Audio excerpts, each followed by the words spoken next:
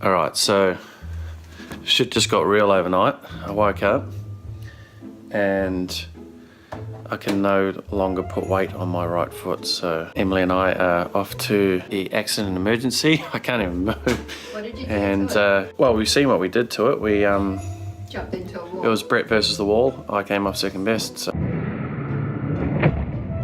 fingers crossed that it's not as bad as it feels. First task is to get down here. So to get downstairs with one leg, you have to go on your bum. This really is ridiculous, but it's the only way. And then I'm gonna go all the way out here. This could take a while. All right, so I definitely wasn't joking. I am outside the emergency room. Hello. Hi. All right, we're I'm in. gonna put you in there. Hey, lean muscle mass. All right, it's not that busy. Nice for the weekend.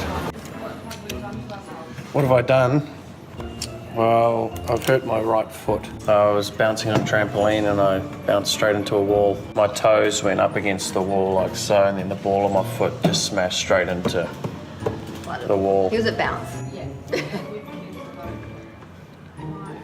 With the kids, what do you mean? We are all kids, aren't we? This part of my foot here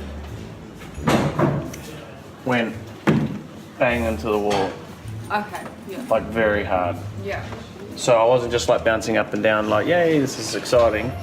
I bounced from one trampoline to another. Yeah. The other trampoline was supposed to put me up in the air, but it catapulted me straight into the wall. And that was his like blockage stop with his foot. Yeah, so it was either my head 100 kilos on his or foot. my two hands and feet, and my right foot took the impact.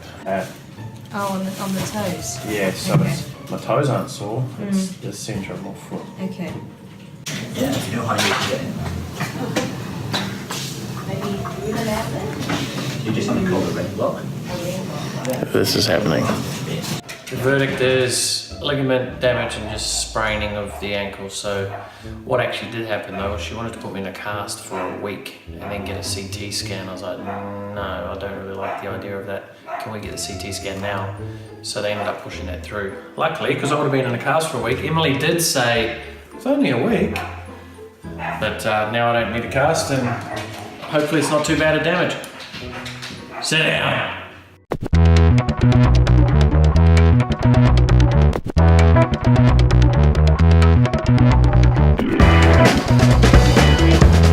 I couldn't even put my foot on the ground on Saturday. That's how fucking bad it was. I shouldn't even really be walking on it, I don't think. Like that lady, she wanted to put a cast on me for a week. I said, so you're saying I have to come back in a week potentially and see if I can get, and then get a CT scan. I said, can you please push the CT scan forward now? And I sort of, because I said, I can't have a cast on my foot if there's no need for it. I mean, I'm happy to, but blah, blah, blah, blah, blah. Anyway, and she goes, oh, let me see what I can do. Okay, Mr. Campbell, we got a CT scan. Come this way. And then Saturday, I couldn't even put my foot on the ground. Like I was literally in tears. It was fucking so sore. And then Sunday, feet up all day. Look at me, fuck, I'm back.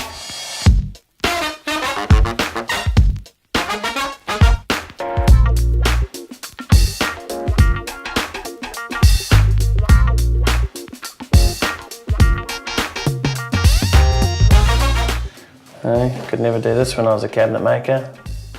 Yeah, so bounce was fun on Friday. Clearly came off second best against the wall, but got a big week ahead, no rest for the wicked. Won't be moving around too much today. Nah, what was funny actually is I actually really enjoyed it. That I wanted to go back. Oh, I think it's important to stop and recognise and get to spend some time with your team outside of just the work office, and it can be that mundaneness of the same thing every day. And when I say same thing, I mean, we're all in the office. I think it's important that as a team, you get to go and do some cool things, even if it means me getting hurt. I don't think people do it enough. Like when it was just me and Emily, and this is interesting because, if you're a solopreneur right now, it's not like you're gonna go out and do it by yourself. But for me, when we first started in business, it was I'd make sure that, at least once every 3 months, me and Emily, I'd say, let's go and do something just to celebrate what we're doing, like a bit of something fun, or go to the Currumbin high ropes course or do something. I just think there's definite merit in it, I mean, you got to look and go, well, potential loss of a few hours work, and if you look at it like that and you're counting every penny and cent, I think it's stupid, because you got to look at the upside of it as well, So, good fun.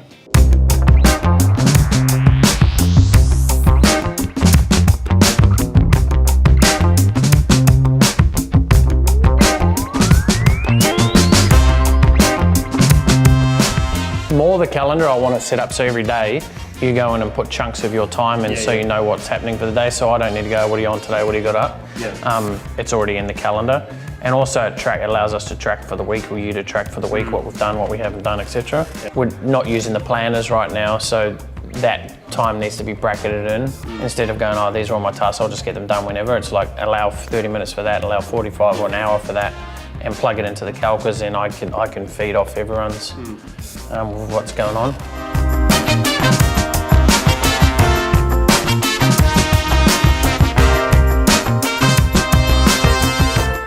It just needs to be built in. Your focus, when you start leading other people and you're responsible for a delegation of a high number of tasks, you need to build that.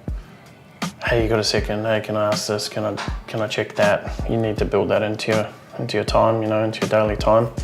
So that's why I try and keep my calendar as loose as possible, but also make sure I'm knocking off the tasks that I need to knock off. Yeah, because I always set myself pretty high expectations. I mean, do I find it hard to get through tasks? Yeah, sometimes they don't even get done. That's just part of it, right? It's all part of your self-management. It's all part of the process. You asked, is it harder having people coming in and out? And when it was just me, I had no interruptions. My phone's always on silent. I never had phone calls. I never checked my emails. I'd just get in and do my task and whoof, day's done. But that's the difference of being solopreneur or running a company. So it's just a simple framework that allows us to, instead of having scribble everywhere, we can keep a little bit of structure in the funnels we build and then pass it on and the team can build it, which is a great thing, because it's how do you get what's in my head here out into someone else's head so they can actually build it. So that's what we're doing now.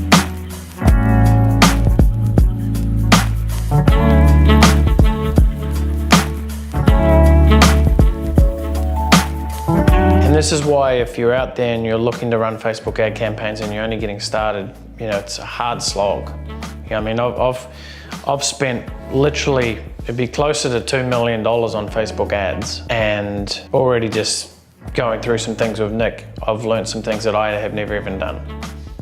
And vice versa with him. He's like, oh, I've never looked at it like that. So what that does, it shows you there's many multiple ways on how you can achieve a result. But when you combine forces, it becomes unstoppable, because then you refine on areas that, because no one knows exactly how to do everything, right? And that's the beauty of the old saying, you can't teach an old dog new tricks. You've got to be adaptable, you've got to be moldable, so you can actually move forward and learn more.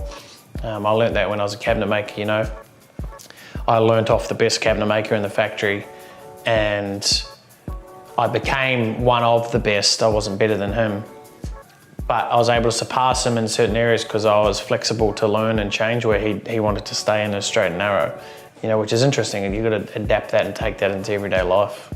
Be willing to change, be willing to learn no matter where you are in any hierarchical situation.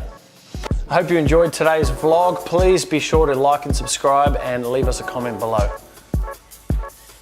Only if you're cool though, of course. If you're not cool, don't do that.